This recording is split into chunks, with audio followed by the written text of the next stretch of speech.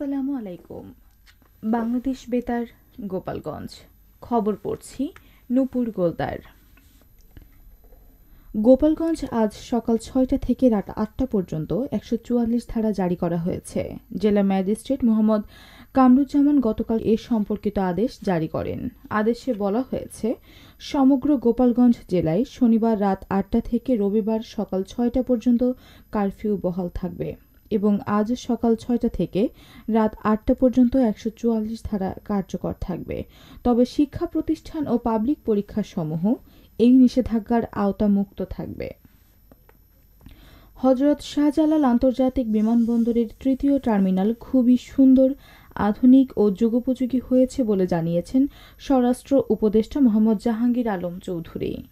গতকাল দুপুরে রাজধানীর কর্মীটোলায় হযরত শাহজালাল আন্তর্জাতিক বিমানবন্দরের তৃতীয় টার্মিনাল পরিদর্শন শেষে সাংবাদিকদের ব্রিফিংকালে এ কথা জানান। স্বরাষ্ট্র উপদেষ্টা বলেন, তৃতীয় টার্মিনালের জন্য জনবল নিরূপণ ছাড়াও যারা বিদেশে যাওয়া আসা করে তাদের কী ধরনের সমস্যা হয়, ইমিগ্রেশন ঝামেলা হয় কিনা এসব দেখার জন্য বিমানবন্দর পরিদর্শন করা। গোপালগঞ্জের ঘটনায় মোহাম্মদ জাহাঙ্গীর আলম চৌধুরী বলেন, অনেক সাংবাদিক জীবন বাজি রেখে লাইভ টেলিকাস্ট করেছেন, তাদেরকে ধন্যবাদ জানাই। লাইভের মাধ্যমে সাধারণ মানুষ ঘটনাটি দেখতে পেরেছে, সঠিক তথ্য পেয়েছে। স্বরাষ্ট্র উপদেষ্টা বলেন, গোপালগঞ্জের ঘটনায় একটি উচ্চ ক্ষমতা সম্পন্ন কমিটি গঠন করা হয়েছে। এই কমিটি সমস্ত বিষয় সবার সামনে তুলে ধরবে, তারা তদন্তের মাধ্যমে নির্ধারণ করবে দায়টা আসলে কার। গোপালগঞ্জে নিহত সব লাশের ময়নাতদন্ত করতে না পারার কারণ উল্লেখ করে উপদেষ্টা বলেন, নিহতদের স্বজনরা কয়েকজনের লাশ হাসপাতাল থেকে নিয়ে গেছেন। চিকিৎসকরা ময়নাতদন্ত করতে চাইলেও স্বজনরা দেননি, তবে কয়েকটি লাশের ময়নাতদন্ত সম্পন্ন হয়েছে। জুলাই পুনর্জাগরণের অংশ হিসেবে নড়াইল জেলা শিল্পকলা একাডেমি চত্বরে জুলাই স্মৃতিস্তম্ভ এর পাশে গতকাল বৃক্ষরোপণ কর্মসূচি উদযাপিত হয়েছে। অতিরিক্ত জেলা প্রশাসক সার্বিক লিঙ্কন বিশ্বাস প্রধান অতিথি হিসেবে দুটি কৃষ্ণচূড়া ফুলগাছ রোপণ করে এই কর্মসূচি উদ্বোধন করেন। জেলা সঞ্চয় কর্মকর্তা সাইয়াদা ফাতিহাতুর রুবাইয়াত, জেলা আইনজীবী সমিতির সভাপতি মোহাম্মদ তরিকুজ্জামান লিটু, সদর উপজেলা আনসার ও ভিডিপি কর্মকর্তা ঈদুল তালুকদার, সদর উপজেলা কৃষি সম্প্রসারণ কর্মকর্তা কৃষিবিদ সৌরভ দেবনাথ, গণমাধ্যম কর্মীসহ সংশ্লিষ্টরা এ সময় উপস্থিত ছিলেন। গত ১৬ জুলাই গোপালগঞ্জে জাতীয় নাগরিক পার্টির সমাবেশকে কেন্দ্র করে পুলিশের সাথে সংঘর্ষের ঘটনায় ৪০৪ জনকে আসামি করে সন্ত্রাস বিরোধী আইনে আরও একটি মামলা দায়ের করেছে পুলিশ। গতকাল সদর থানার ওসি মীর মোহাম্মদ সাজিদুর রহমান জানান, এনসিপির সমাবেশকে কেন্দ্র করে আওয়ামী লীগ ও ছাত্রলীগ নেতাকর্মীদের সাথে সংঘর্ষের ঘটনায় মামলা দায়ের করে পুলিশ। এই ঘটনায় বোলতলী তদন্ত কেন্দ্রের উপপরিদর্শক শামীম আল মামুন গতকাল বাদী হয়ে ৫৪ জনের নাম উল্লেখ করে ও অজ্ঞাত আরও ৩৫০ জনকে আসামি করে সন্ত্রাস বিরোধী আইনে মামলাটি দায়ের করে। এ নিয়ে গোপালগঞ্জ সদর থানায় ২টি মামলা দায়ের করা হয়েছে। এদিকে সংঘর্ষের ঘটনায় নতুন করে আরও ১১৯ জনকে গ্রেফতার করা হয়েছে।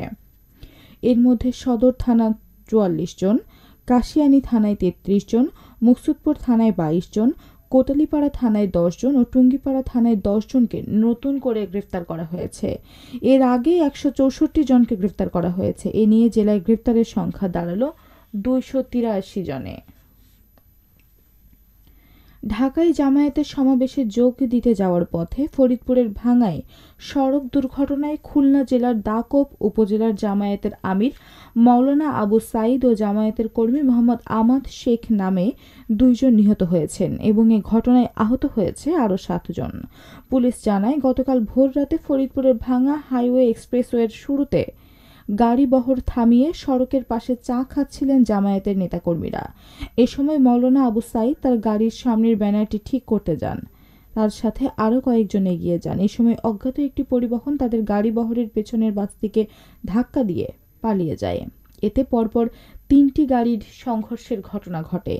এতে ২ গাড়ির মাঝে চাপা পড়ে মারা যান আবু সাঈদ। আহত হয় আরও ৭ জন। আহতদের উদ্ধার করে হাসপাতালে নিয়ে গেলে মারা যায় আরও ১ জন। এই ঘটনায় পরবর্তী আইনানুগ ব্যবস্থা প্রক্রিয়াধীন।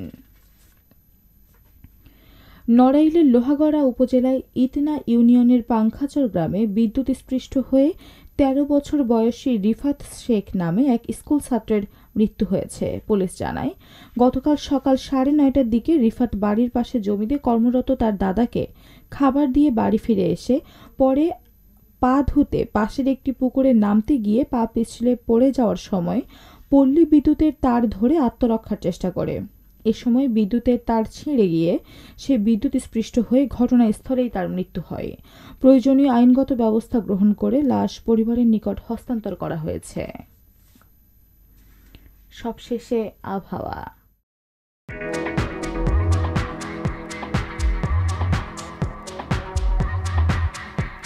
আজ বেলা 1টা পর্যন্ত আবহাওয়ার পূর্বাভাসে বলা হয়েছে, দেশের অভ্যন্তরীণ নদীবন্দর সমূহের জন্য কোনো সতর্কবার্তা নেই এবং কোনো সংকেতও দেখাতে হবে না।